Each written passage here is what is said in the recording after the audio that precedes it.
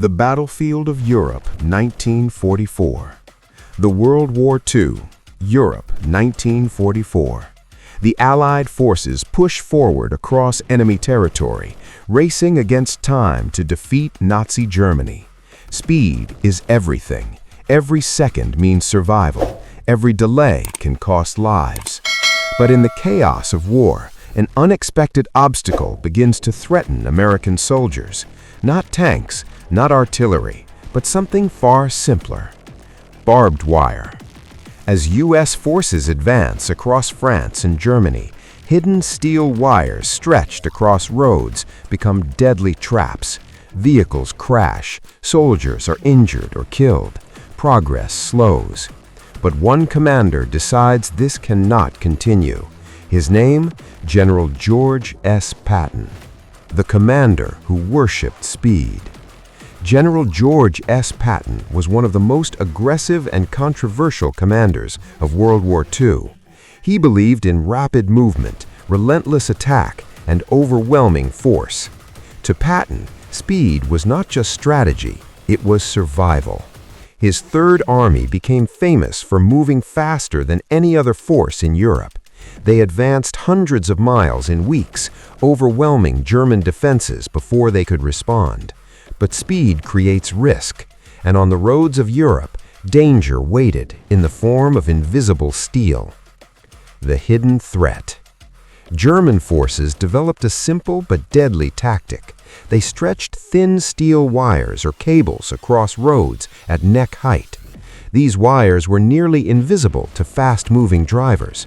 When a jeep or motorcycle struck one, the results were horrific.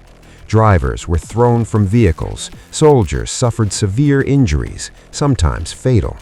Entire patrols were lost to a trap that cost almost nothing to deploy.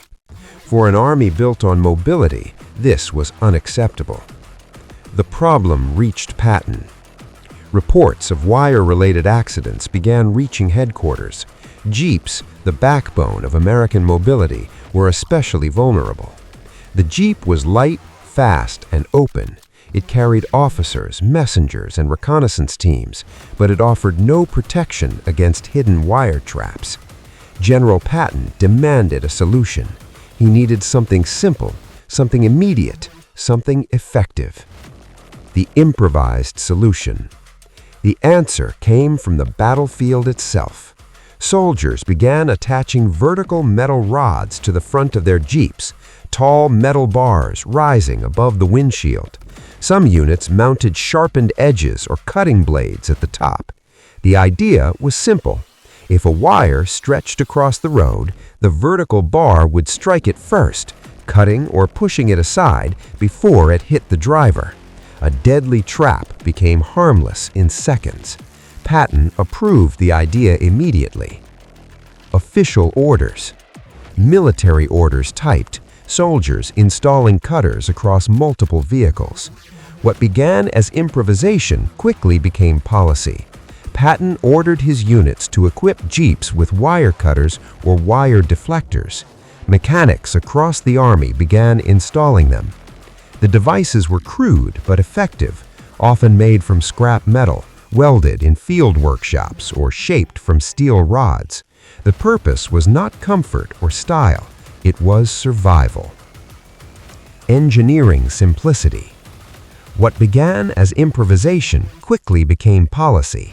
Patton ordered his units to equip jeeps with wire cutters or wire deflectors. Mechanics across the army began installing them. The devices were crude but effective, often made from scrap metal, welded in field workshops, or shaped from steel rods. The purpose was not comfort or style, it was survival. Engineering simplicity. The design was brilliantly simple. A strong metal rod extended vertically from the front bumper to above the driver's head. At the top, a sharp edge or angled plate redirected or sliced wire. When the vehicle encountered a trap, the wire slid up the rod and was cut or pushed away. The driver remained safe. The Jeep kept moving, and Patton's army never slowed. Maintaining momentum. For Patton, The wire cutter represented more than protection. It represented momentum. His philosophy was clear: never stop, never hesitate, never give the enemy time to react. By eliminating wire traps, his forces maintained their speed advantage. Rapid movement allowed them to outmaneuver German defenses and seize territory faster than expected. A simple piece of steel helped shape the pace of an entire campaign. The psychology of innovation. The wire cutter also boosted morale. Soldiers knew their commander cared about their safety. They saw problems solved quickly. They trusted their leadership. In war, confidence can be as powerful as weapons. Patton's decision demonstrated adaptability, the ability to respond instantly to battlefield realities. A symbol of field innovation. The Jeep wire cutter became a symbol of wartime innovation. It showed how armies survive not only through advanced technology, but through practical solutions created under pressure. A simple idea, born in danger, spread across the battlefield and saved countless lives. Legacy. Today, the image of a World War II Jeep with a vertical wire cutter remains iconic. It reminds us that warfare is shaped not only by grand strategies, but by small decisions made in urgent moments. Closing. In the chaos of World War II, survival often depended on speed, awareness, and innovation. General Patton understood this better than most. By ordering wire cutters on his jeeps, he turned a deadly threat into a minor obstacle, proving that even the simplest solutions can save lives and shape victory.